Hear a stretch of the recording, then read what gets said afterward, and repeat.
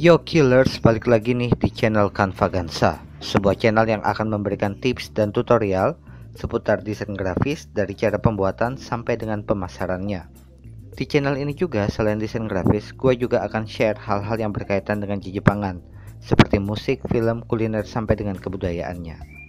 Dan buat kalian yang punya hobi sama dengan gue, bisa subscribe channel ini dan aktifkan tanda lonceng agar kalian bisa mengupdate video-video terbaru dari gue. Bantu gue juga dalam membangun konten di channel ini dengan meninggalkan komentar dan sarannya di kolom komentar di bawah.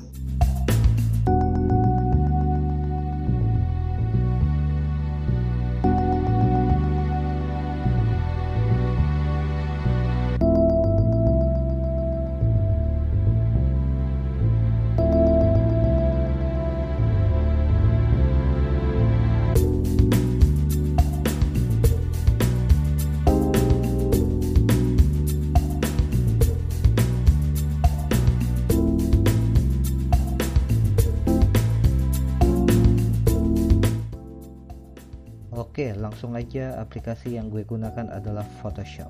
Gue yakin gak sedikit dari kalian yang sudah pernah mendengar atau mungkin sudah menggunakan aplikasi ini dalam aktivitas desain grafis. Nah, Photoshop berbeda dengan CorelDRAW. Di video sebelumnya gue sudah membahas tentang CorelDRAW, yaitu sebuah aplikasi desain grafis dalam pengolahan gambar vektor. Sementara Photoshop adalah aplikasi yang dikhususkan untuk pengeditan foto atau gambar. Bukan berarti di Photoshop tidak bisa membuat gambar vektor, tetapi memang Photoshop dirancang untuk memaksimalkan editing pada foto atau gambar, seperti pengaturan cahaya, warna, serta pemberian efek. Oke, langsung aja kita jalankan aplikasi Photoshop. Versi Photoshop yang gue pakai adalah Photoshop CS6.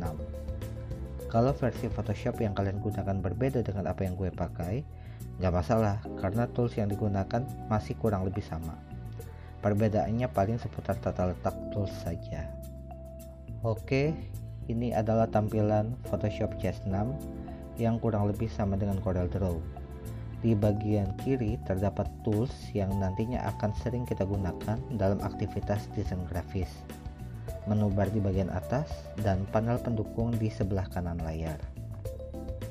Sebelumnya, pastikan menu bar window kalian telah mencentang color, layers, navigator, option, dan tools.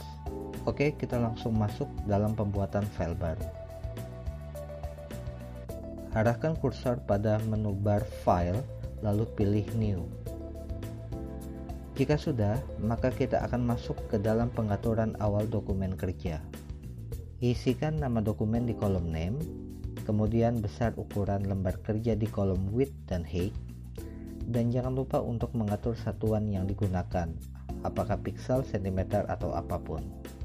Apabila kalian ingin menggunakan ukuran standar pada umumnya seperti A4, folio, ataupun ukuran foto, kalian bisa memilih di preset, misalnya international paper, kemudian memilih size-nya apakah A4, A5, atau apapun.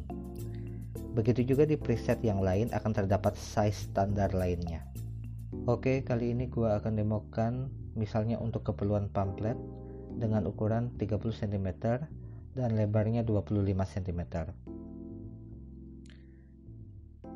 Lalu resolusi yang gua set adalah 300 pixel per inch. Nah, resolusi di sini berarti banyaknya pixel, dalam hal ini 300 pixel, di dalam 1 inci gambar digital. Semakin tinggi resolusinya, maka detail gambar akan terlihat lebih tajam. Saran gue aja nih buat kalian yang menyukai detail, gunakanlah resolusi yang tinggi.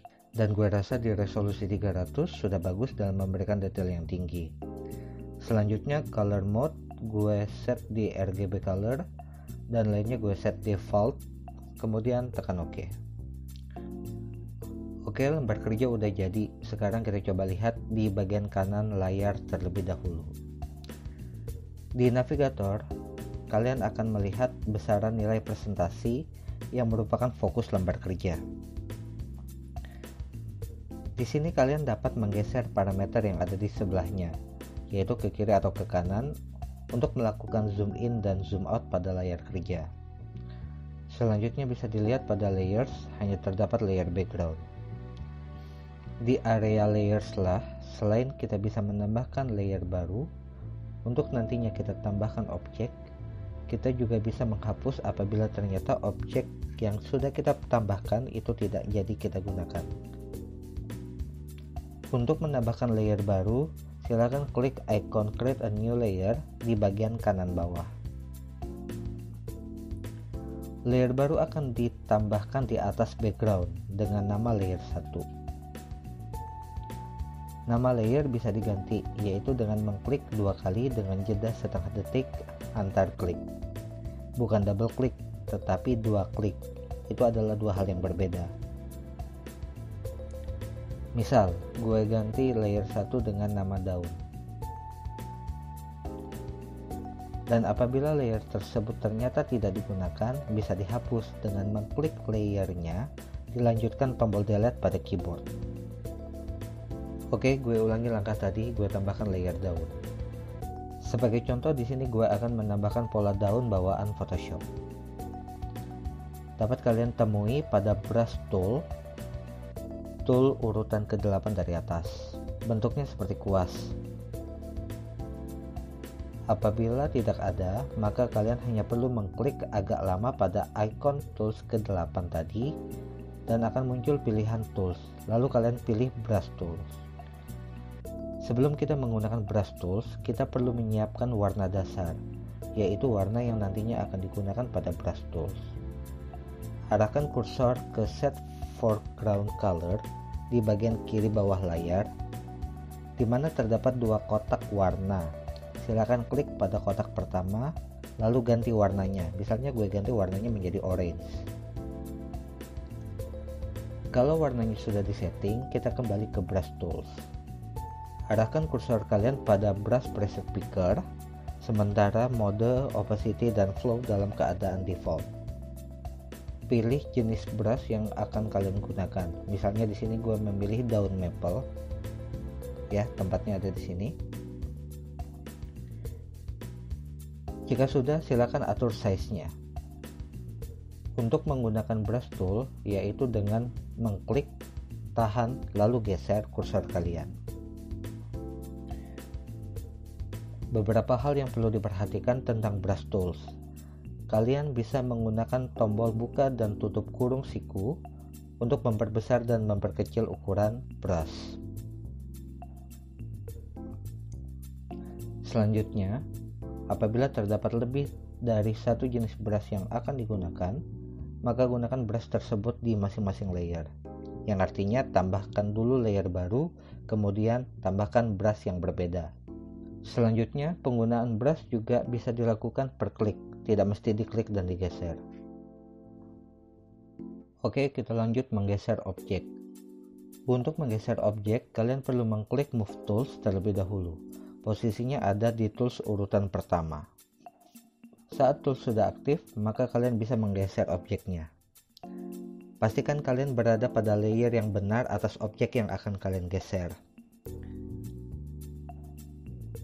Untuk menghapus objek, tools yang digunakan adalah Eraser Tools di urutan 11.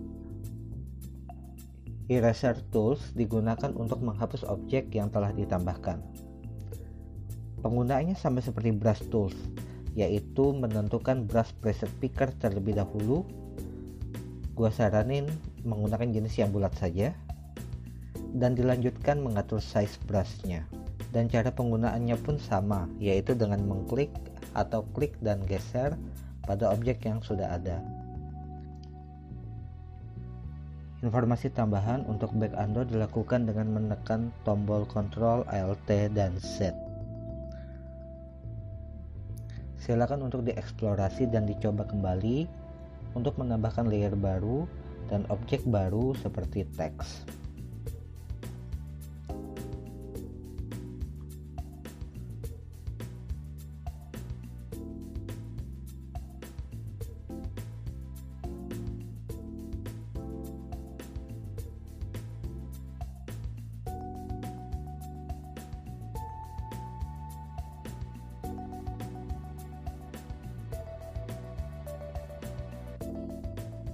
Nah, apabila kalian telah selesai menambahkan teks ataupun objek lainnya, maka akan terdapat lebih dari satu layer di panel layers.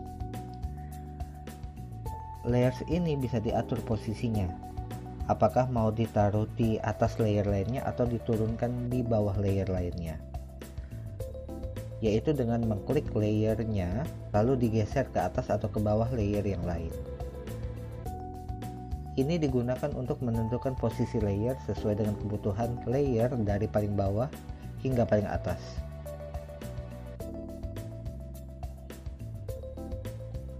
Selanjutnya, simpan file. Arahkan pada menu bar file, pilih save. Selanjutnya, tentukan lokasi penyimpanan file, ketikkan nama file yang kalian buat, dan pilih format file. Format .pst digunakan untuk menyimpan dalam mode edit, yang artinya file tersebut dapat dibuka dan dilanjutkan kembali proses editingnya. Sementara untuk menyimpan dalam format gambar, maka ganti formatnya ke .jpg.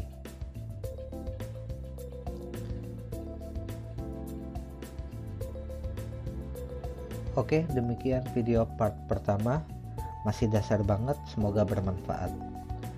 Terus digali lagi potensi Photoshop, belajar mandiri, latihan, dan browsing.